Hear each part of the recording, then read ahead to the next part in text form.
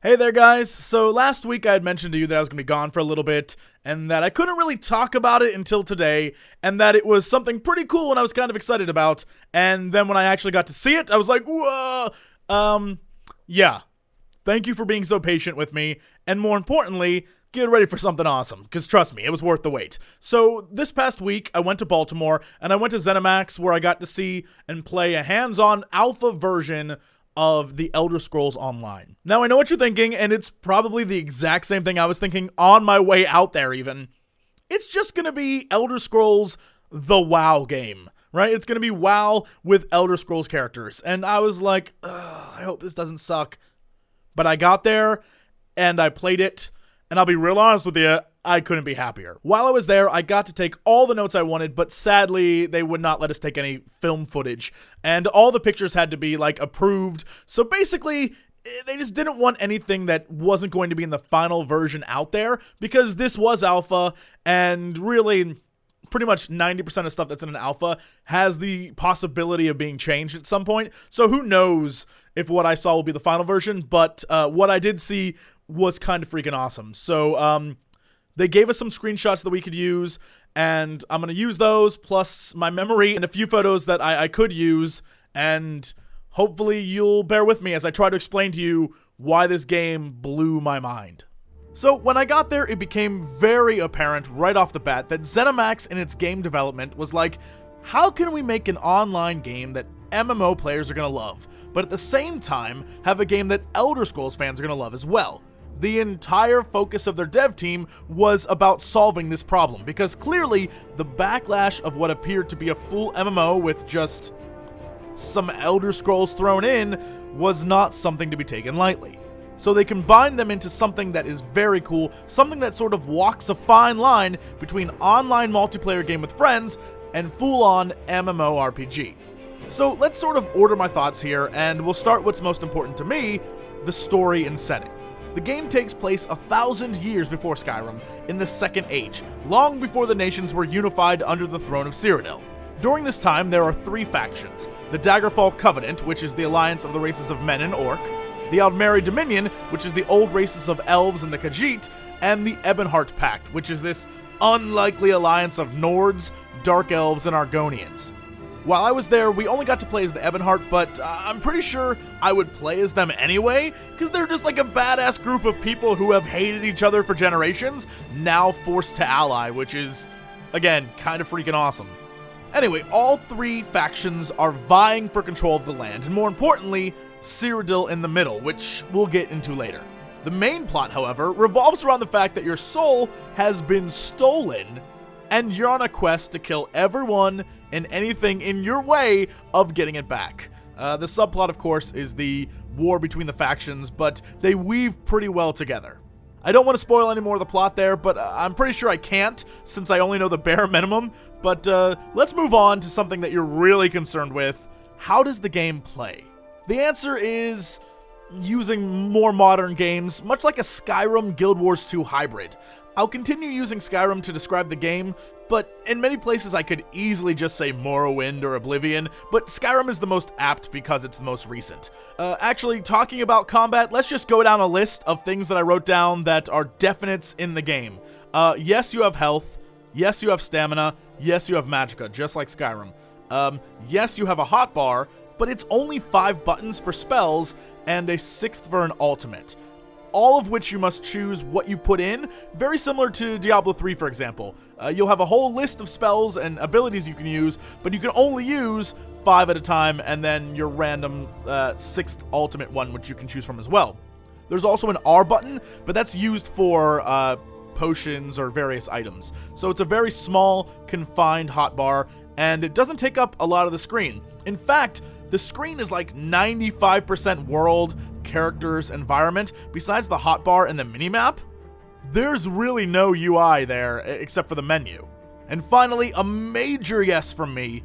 Your main attacks and defense come from the left and right mouse button, very similar to Skyrim. So holding down does a hard attack using more stamina, which, just like in Skyrim, if you run into combat, you'll be lower on stamina since it took stamina to get there, which affects how you do what you do in combat. Combat in general is less of a measure of pounding on buttons and more of a measure of finesse and timing. You get an XP bonus for dodging, blocking, using your skills more effectively, all of which will help you level up and help you do better in the long run. All in all, it's fast-paced, it's extremely smooth, it's less like staring at buttons and health bars and more like dodging and using special attacks and getting combos off. And before we get into all that, with classes and PvP and such, I want to stress something about combat that I noticed that blew me away. The mobs in this game are smart. Very smart. While early on, 1 or 2 enemies is pretty standard MMO fare, later down the line, it's a totally different story. Enemies have skill sets, just like in all games, but they take into account other enemies around them and decide what to use based on the likelihood of their success. So for example, say 2 Dwemer mechanical spiders in a room and you approach them. They'll instantly decide any variable of options and mount an attack. So for example, one might attack you as a tank while the other stays behind to do a ranged attack. Or one might use a power-up aura and the other will stay inside that aura and range attack you depending on if you're a caster or not. Another example we found was that a monster would use a sticky oil that he threw on the ground, and if your character got caught in it, if there was any type of monster nearby that had a fire spell, it would ignite the oil on fire and burn you alive. This means that each time you meet a group of enemies, depending on your character and the ones with you in your group or whatever, they'll use different tactics on you. The thing is, you can do this right back at them, using abilities your characters have. So if you're a Dragon Knight, for example, you have a defensive aura. You can put that up and a friendly mage can run in and siphon that power and use it to charge his attacks. All in all, it was really impressive, and I think combat impressed me the most and blew me away, and that's what I'm most excited for in this game. When it comes to PvE, this may actually be one of the things they took from WoW. Quests are phased, and each one slowly changes the world a little bit, and the flow seems very much like Mists of Pandaria questing. One quest leads you to an area, and then once you get there, there are 5 or 6 quest chains that you can do, and then they all lead back to that main starting quest. Not really reinventing things here, but it's familiar to a lot of players, and I think people will like that. As for late game and end game, there are raids, dungeons, public adventure zones where anyone can join for some random fun. Also, there are options where people can group up without actually being in a group, so if you want to run solo through the whole thing, you pretty much can. But if you do like running in groups, they're trying to make this game for you. Gone are the days of day one problems, or so they say. No more servers being full, no more not being able to get on, no more not being able to get on the same server as your friends or log in, because everyone is playing on a giant mega server that can handle everyone getting on it at any time. Again, so they say. We will see when that happens. This, of course, is where their phasing technology comes in. The game provides you with a questionnaire, where upon answering it, it matches you with friends or other like-minded individuals. So you can literally say, I want to play a game with adults who are 25 plus who like PvP, and your phase will be populated with people who answered the same way. So you only really play with people who are like you and want to do the things you want to do, which, if you're into raiding, is perfect, because you don't have casuals getting in the way of your, like, must kill dragons! And if you're into PvP, you don't have to deal with the raiders who are like, I only log in every Tuesday. And more importantly, for all of you out there who are like, there's so many little kids, you won't have to see a one. When it comes to guilds, besides knowing that you can be in more than one, I don't really know anything else. They were still sort of working out the final details there. I will say, though, that while I was there, they had guild leaders from some of the major guilds around the world there, and they provided them with a ton of suggestions, which I hope they use. It looked like they were writing down a bunch of them, but between now and release, I have no clue what guilds will look like in this game. Let's talk characters. The biggest feature here is that, like Skyrim, you can wear anything, you can use anything, you can do anything. So if you want to be a cloth-wearing, two-handed, sword-wielding Templar, you can be. If you want to be a heavy armor, sword and shield mage, sure, that's a possibility. Of course, much like Skyrim, cloth armor will have more magicka, light armor will require less stamina, and heavy armor will take more damage. Luckily, just like Skyrim, you can choose where to place your points upon leveling, into magicka, stamina, or health. The more points you put into each, the more passive bonuses it unlocks. I decided to play a dual-wielding Dragon Knight Nord, and right off the bat I recognize the playstyle as that of Skyrim. It's the exact same. And what makes it great is you can either do a first-person view, or a character slightly off to the left view, or a normal scroll in, or scroll all the way out style of MMO play. When it comes to the abilities, they were really fluid. Early on, I got access to this ability called Fiery Reach, and then a Slam ability. So what it would do is, Fiery Reach is kind of like Scorpion from Mortal Kombat, like, get over here! And you pull them to you, and immediately after you do that, you use Slam, and it stuns the enemy, and then you can just unleash your damage on them. It was real fluid, worked really well, and it was very reactionary. It wasn't like a cooldown time, it was just based off your stamina. You could use it as much as you wanted, as long as you had the stamina to do it. Now, as a lot of you know, I'm a straight-up clicker, and I even found the fact that you only had 5 buttons to use really liberating.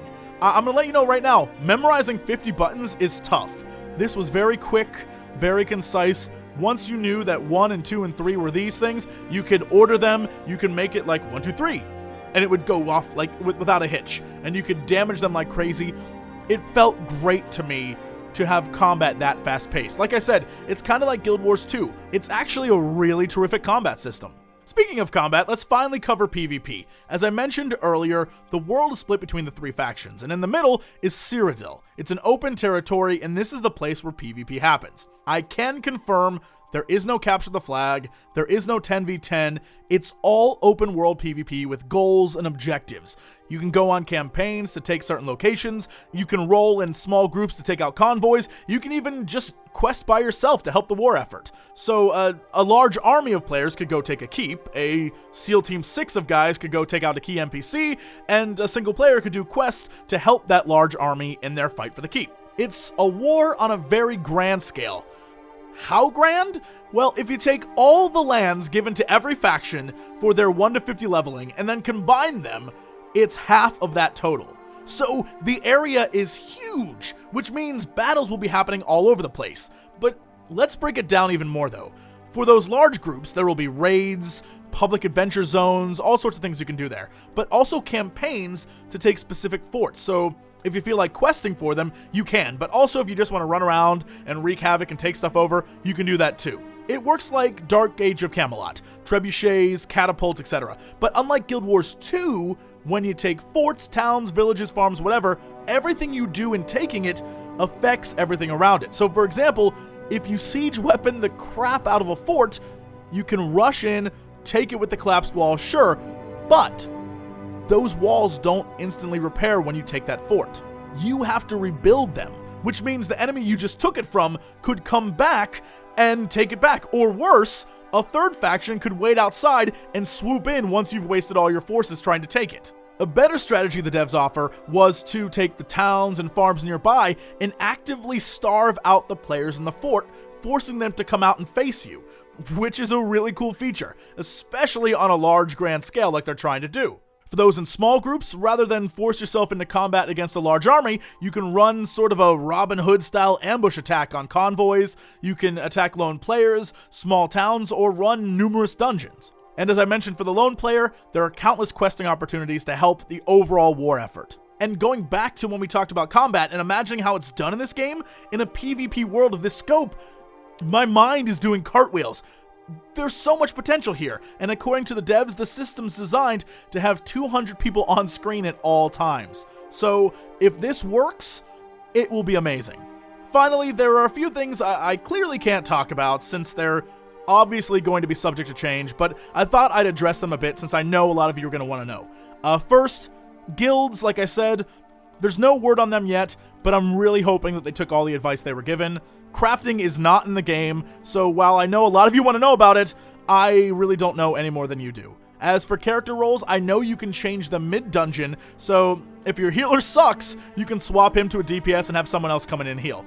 But I don't know the exact specifics. According to the devs, you can in fact become a werewolf or vampire, but again, no specifics. Dungeons and dungeon runs change on how you went through it the last time you did it, so I'm not really sure what that means, but I like the potential there. And as you have seen from the screenshots, while the character models are going to be changed a bit because they're alpha models, the scenery looks gorgeous. The screenshots don't even do it justice. Those pictures of Skyrim in the game looked 10 times better. They are gorgeous. which makes you feel like you're playing a real Elder Scrolls game and not an MMO with watered down graphics, which I think is the whole point. Anyway, guys, those are my thoughts on the game. I hope you're as excited as I am. I'm really psyched for more details, but as we are both aware, this is clearly just an alpha version, and while it does look very promising, who knows what the final version is going to be like, but I'm hoping that these are promises kept, and while not trying to be revolutionary, it's still less MMORPG and more of a just Elder Scrolls multiplayer, which to me sounds like an amazingly fun time. So as time goes on here and more info comes in, hopefully they'll invite me back, wink wink, nudge nudge, and we'll see what this game is like closer to beta. I'm really excited, like I said, and hopefully you are too. I can't wait to tell you more about it when I know more about it. So stick with me here and keep an eye out online. More videos to come, and as always, to be continued. Advertise like shameless whores.